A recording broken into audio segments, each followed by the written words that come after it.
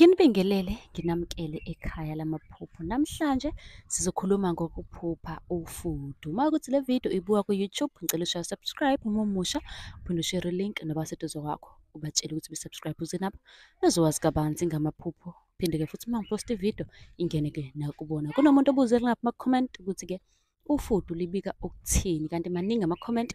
Ngizolokhu ngiyenza nje amavidiyo ngiwafake ku-YouTube wethu lapha sicela khona kabanzi ngamaphupho. Ake ngingene-ke la ukuthi-ke sichaza uma ukuthi ibuka ku-TikTok, shaya phela u-follow bakithi. Ungabuki nje unga-follow, shaya u-follow inbox ucela inamba. Leyo namba izokusiza ukuthi sibuze njalo ekuseni-ke amaphupho oba nawo ku-WhatsApp. Amaphupho ngufudu. Ufudu yisilwane esaziwa ngokuba-ke yisinokwe. Uma-ke sihamba futhi-ke siphila isikhathi eside kakhulu kunezinye-ke izilwane nje eziningi emhlabeni ngayibala. Kanjalo-ke nasemaphusheni siyibika lobunjalo baso. Kulokho-ke umuntu asuke ekuzama. Ukuphupha ufudu kuchaza ukuthi-ke lokho ophokophelele-ke ukukufeza ngemizamo yakho.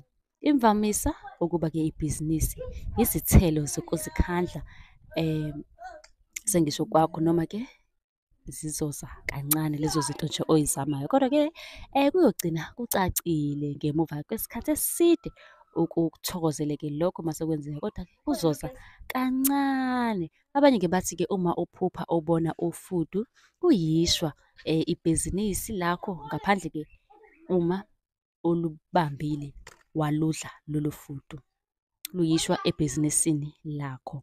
Lokho kuwuphawu lokuthi-ke uzophumelela ngenxa yokuzikhandla kwakho. Mlaleli, bengicela ukuthi uma ibuka ku-TikTok, shaya follow inbox ucela inamba. Uma ibuka ku-YouTube, shaya subscribe. Ku-YouTube sesha nje ukuthi sichaza amaphupho, uzofica inqwaba yamavidiyo. Nisale kahle.